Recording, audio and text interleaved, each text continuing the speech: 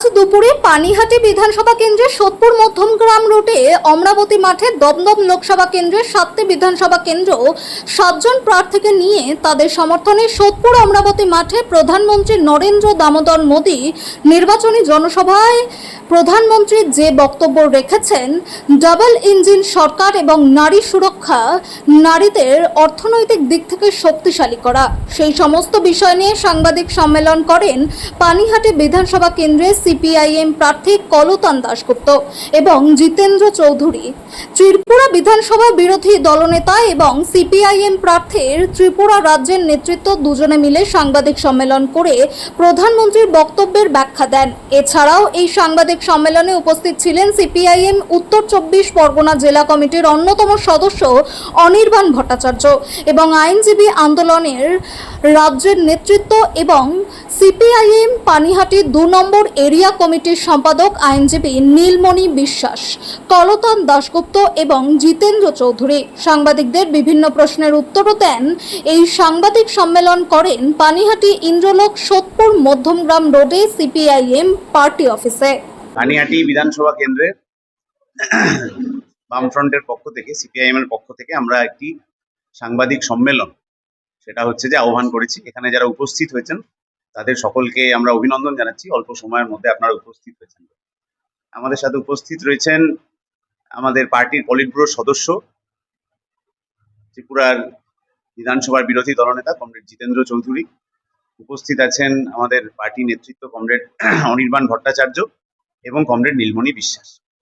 আমরা আমাদের যে সাংবাদিক সম্মেলন তার কাজটা শুরু করছি। আজকে প্রধানমন্ত্রীর সভা হয়েছে, পানিহাটিতে হয়েছে এবং আরো বিভিন্ন জায়গা থেকে যাই মানুষজন এসেছিলেন, টিভি মিডিয়াতে প্রচার ইত্যাদি হয়েছে।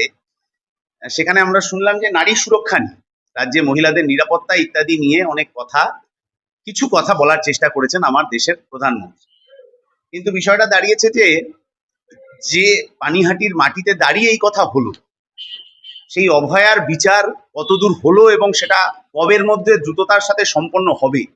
গোটা পশ্চিমবাংলা, গোটা ভারতবর্ষের বাইরের যে মানুষ এই আন্দোলনের সাথে যুক্ত ছিলেন, যে মানুষের আবেগ, যে মানুষের কান্না, রক্ত, ঘাম, তার অফিস কাচারি ইত্যাদির সমস্যা সত্ত্বেও যে হাজার হাজার লাখ লাখ মানুষ এই আন্দোলনের সাথে জুড়ে ছিলেন, তারা কিন্তু আজকের সভা থেকে এর কোনো সদুত্তর পেলেন না যে সিবিআই এর তদন্ত কবে শেষ হবে এবং উই ওয়ান্ট জাস্টিস যে স্লোগানটা ছিল, সেই স্লোগানটা কবের মধ্যে হচ্ছে সাধারণ মানুষ সেই জাস্টিস পাবে, এই উত্তর কিন্তু আমরা আজকে পেলাম।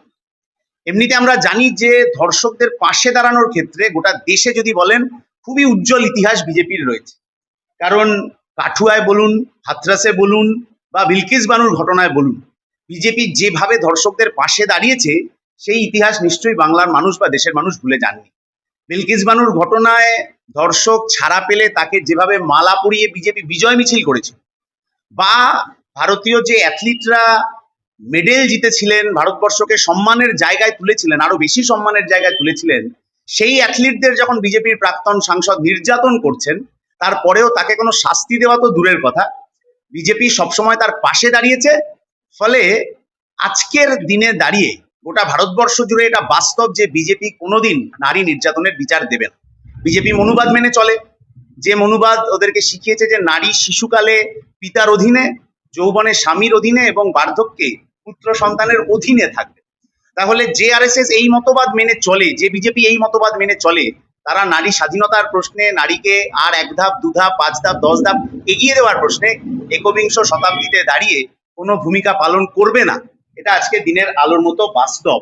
এমনকি এই বিজেপি সরকার আসার পর যে নতুন পুরনো শ্রম আইন ভেঙে নতুন শ্রম আইন তৈরি হয়েছে, সেই শ্রম আইনেও বেসরকারি অফিস ইত্যাদি জায়গায় নারী সুরক্ষার ক্ষেত্রে যে আইসিসি তৈরি হওয়ার কথা ছিল, সেই আইসিসির ক্ষমতাকে কমিয়ে দেওয়া হচ্ছে। অর্থাৎ বেসরকারি জায়গায় মহিলারা কাজ করতে গিয়ে যে সমস্যার সম্মুখীন হন, সেক্ষেত্রে তাদের যে রক্ষা কবচ সেটা অনেক কমিয়ে আনা হয়েছে। ফলে এবং বিজেপি শাসিত রাজ্যগুলোতে একের পর এক যেভাবে অনার কিলিং এর ঘটনা ঘটেছে, আমরা কোনো ক্ষেত্রে এরকম দৃষ্টান্তমূলক কোনো শাস্তির ঘটনা দেখিনি। ফলে যে কথা আমরা বামফ্রন্টের পক্ষ থেকে, সিপিআইএম এর পক্ষ থেকে সাধারণ মানুষকে বলেছিলাম, আজকে সেটা স্পষ্ট হয়ে গেল যে অভয়ার বিচার নিয়ে বিজেপির নেতারা এমনি যা কিছু বলেন, কিন্তু প্রধানমন্ত্রীর মুখ থেকে কিন্তু সিবিআই এর তদন্ত সেটা দ্রুতগতিতে শেষ হওয়ার প্রশ্ন আজকের সভায় উত্থাপিত হলো না। এইটা তাহলে কোনোভাবে কি তৃণমূলকে সাহায্য সহযোগিতা করার জন্য করা হলো? নির্বাচনের আগে যদি এসে প্রধানমন্ত্রী বলতেন যে আমরা হচ্ছে যে এই বিচারটা অমুক তারিখের মধ্যে করে দেব সিবিআই এর সাহায্যে, তাহলে তৃণমূল বিপদে পড়তো। কিন্তু তৃণমূল কেন বিপদে পড়লো না, এই প্রশ্নের জবাব কিন্তু সাধারণ মানুষ নির্বাচনের আগে খুঁজছেন, যেটা আজকের সভা থেকে পাওয়া গেল। দ্বিতীয় কথা হচ্ছে যে বেকারদের কাজ নিয়ে, নিয়োগ দুর্নীতি নিয়ে এবং পশ্চিমবাংলার শিল্পের অবস্থা নিয়ে বেশ কিছু কথা আমার দেশের প্রধানমন্ত্রী বলার চেষ্টা করেছেন, কিন্তু সেটা আসলে কোনো কাজের কাজ হয়। কারণ নিয়োগ দুর্নীতি উনি বলেছেন হয়েছে, কিন্তু যে সিবিআই নিয়োগ দুর্নীতিরও তদন্ত করছে সেই সিবিআই কেন একটি তদন্তেরও এখনো পর্যন্ত চার্জশিট জমা দিয়ে উঠতে পারলো না, সেই প্রশ্নের জবাব কিন্তু আজকে সাধারণ মানুষ পেলেন না। তৃণমূলের নেতাদের যাদের জেলে থাকার কথা ছিল দুর্নীতির অভিযোগে, তারা সবাই জামিনে কেন মুক্ত হয়ে গেলেন? তাহলে সিবিআই এর কেন কাজে দুর্বলতা দেখা দিচ্ছে, এই প্রশ্নের জবাবই কিন্তু সাধারণ মানুষ প্রধানমন্ত্রী থেকে আশা করেছিলেন, যা আজকে আমরা জবাব পেলাম না। এবং যদি শিল্পের খারাপ অবস্থার কথাই উনি বলেন, তাহলে আজকে পশ্চিমবাংলার চটকল, আজকে পশ্চিমবাংলার চা বাগান, এই সমস্ত ক্ষেত্রগুলো যখন ধুঁকছে, তখন কেন্দ্রীয় সরকারের পক্ষ থেকে কেন কোনো ব্যবস্থা নেওয়া হচ্ছে না এগুলোকে বাঁচানোর জন্য? এই প্রশ্ন আমরা উত্তর চেয়েছিলাম, যে উত্তর আমরা পাই। আমরা পানিহাটিতে দাঁড়িয়ে আজকে সাংবাদিক সম্মেলন করছি। এই পানিহাটিতে বেঙ্গল কেমিক্যাল রয়েছে, তার একটু ওই পাশে গেলে দমদমে যেসব কারখানা রয়েছে, এই দুটো কারখানায় কিন্তু কেন্দ্রীয় সরকার সেখানে বিনিয়োগ এনে সেখানে নতুন নতুন চাকরির ব্যবস্থা করতে পারতেন। আমি আরো 5টা নাম বলে যেতে পারি, কিন্তু শুধু যেসব আর বেঙ্গল কেমিক্যালের ক্ষেত্রেই যদি আমরা দেখি, গত কয়েক বছর ধরে নতুন বিনিয়োগ না এনে, এদেরকে কেন্দ্রীয় সরকারি বরাত না দিয়ে আসলে ধুঁকতে ধুঁকতে গলা টিপে শেষ করার বন্দোবস্ত কেন্দ্রীয় সরকারের পক্ষ থেকে করা হচ্ছে। কারণ 14 সালের পর থেকে আমরা দেখছি রেল, ব্যাংক, বিমা, কয়লা খনি, ইস্পাত শিল্প, প্রতিরক্ষা ক্ষেত্র সবেতেই হয় শূন্যপদ কমিয়ে দেওয়া হচ্ছে, না হলে কন্ট্রাকচুয়াল নিয়োগ করা হচ্ছে। যে বিজেপির নেতারা দেশের সেনাদেরকে নিয়ে এত গর্ব করে, সেই বিজেপি দেশের সেনাবাহিনীতেও কন্ট্রাকচুয়াল নিয়োগ কেন করছে, সেই প্রশ্নের জবাব সাধারণ মানুষ চেয়েছিলেন, কিন্তু বিজেপি নেতাদের কাছে স্বভাবতই তার কোনো জবাব নেই। ফলে কিন্তু মানুষ যখন ভোট দিতে যাবেন, তখন কিন্তু তারা এই হিসাবগুলো করেই ভোট দেবেন, এই কথা আমরা বলতে পারি। আমরা শেষ দুটো কথা আছে, একটা কথা হচ্ছে অনুপ্রবেশের প্রশ্ন আজকে প্রধানমন্ত্রীর কথায় দু একবার এসছে। এই অনুপ্রবেশের কথা আমার রাজ্যের মুখ্যমন্ত্রীও 2005-এ লোকসভায় দাঁড়িয়ে বলেছিলেন, কোনো প্রমাণ করতে পারেন। আজকে আমার দেশের প্রধানমন্ত্রীর মতো পদ থেকে, সেই চেয়ার থেকে যখন অনুপ্রবেশের কথা বলা হচ্ছে, তাহলে এটা আমরা জানতে চাই যে মানুষের নাম অবৈধভাবে বাদ দেওয়া হলো, আন্ডার অ্যাডজুডিকেশন করে যে মানুষকে চরম হয়রানির মধ্যে ফেলা হলো, যার জন্য বিজেপি দায়ী, মতুয়া অংশের মানুষ, রাজবংশী অংশের মানুষ, হিন্দু, মুসলিম, খ্রিস্টান সমস্ত অংশের মানুষ যে বিপদে পড়লেন, ধর্ম জাতের নামে যে মানুষকে ভাগ করার চেষ্টা হলো, যত নাম বাদ পড়লো, তার মধ্যে কত নাম আসলে তারা অনুপ্রবেশকারী, এই তথ্য কি আমার দেশের সরকারের কাছে আছে? না হলে শুধুমাত্র ভয় ছড়ানোর জন্য, আতঙ্ক ছড়ানোর জন্য এই অনুপ্রবেশের কথা বারবার বলে, মিথ্যে কথা বলে মানুষের ভোট আদায় করার চেষ্টা যে করা যাবে না, এটা নিশ্চিতভাবে বিজেপির নেতাদের মাথায় রাখা উচিত। আর আমার শেষ কথা, আজকে প্রধানমন্ত্রী বলার সময় নেতাজি এবং শ্যামাপ্রসাদের উল্লেখ করেছেন।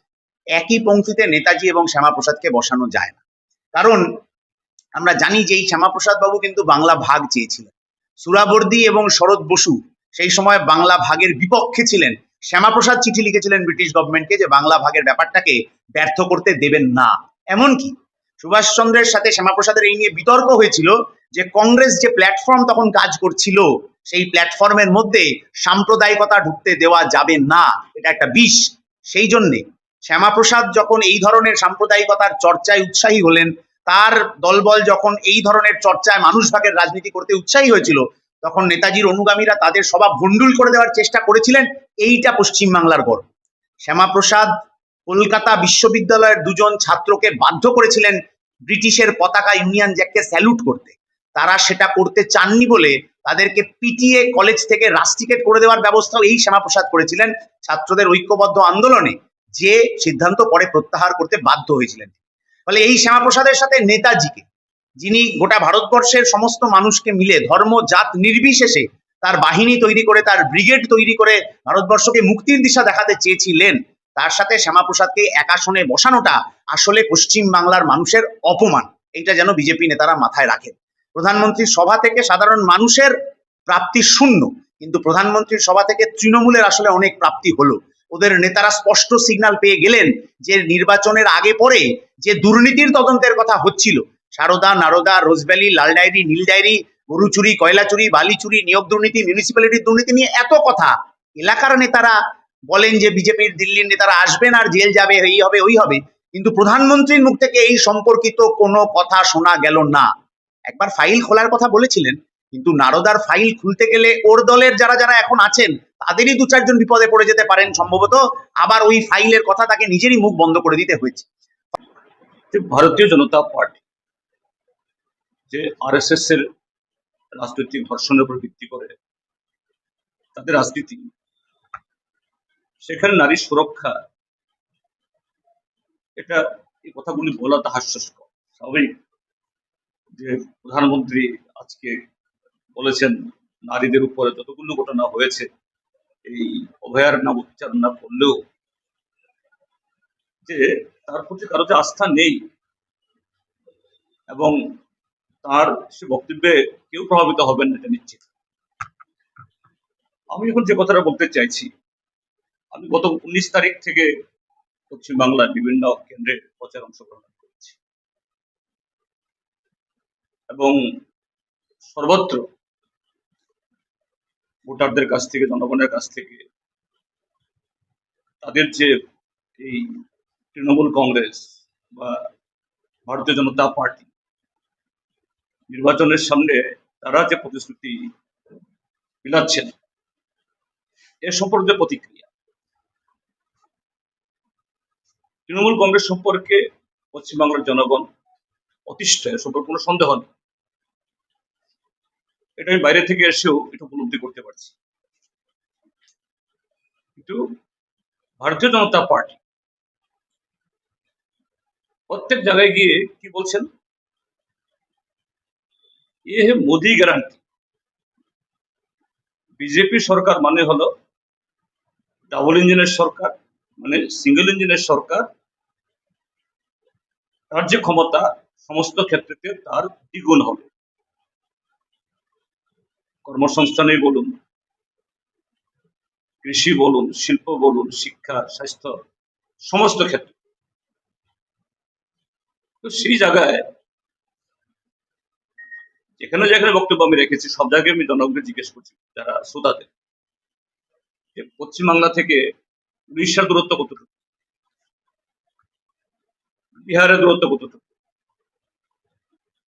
বা ছত্তিশগড়, উত্তরপ্রদেশ, বহু বছর ধরে সে সমস্ত রাজ্যগুলোতে বিজেপি সরকার আছে। পশ্চিমবাংলায় নারীদের, যুবকদের, শ্রমিকদের, কৃষকদের এবং সরকারি কর্মচারীদের একেবারে দিন তারিখ বেঁধে দিয়ে যে সমস্ত প্রতিশ্রুতি বিলাচ্ছে, এই রাজ্যগুলোর মধ্যে কোনোটাতে যে স্কিম এখানে চালু করবেন একেবারে পেহেলা ক্যাবিনেট মিটিং থেকে, সেখানে কি ক্যাবিনেট মিটিং তারা করছে না, পারে না। কাজে যে কোনো মূল্যে সেখানকার বামফ্রন্ট সরকারকে হটাতে হবে এবং সেই জায়গাতে তাদের সেখানেও মূল বক্তব্য ছিল যে না, 25 বছরের যে লাগাতার বামপন্থী ফ্রন্ট সরকারের সাফল্য, এগুলো নিয়ে একটি কথাও বলার সাহস করে।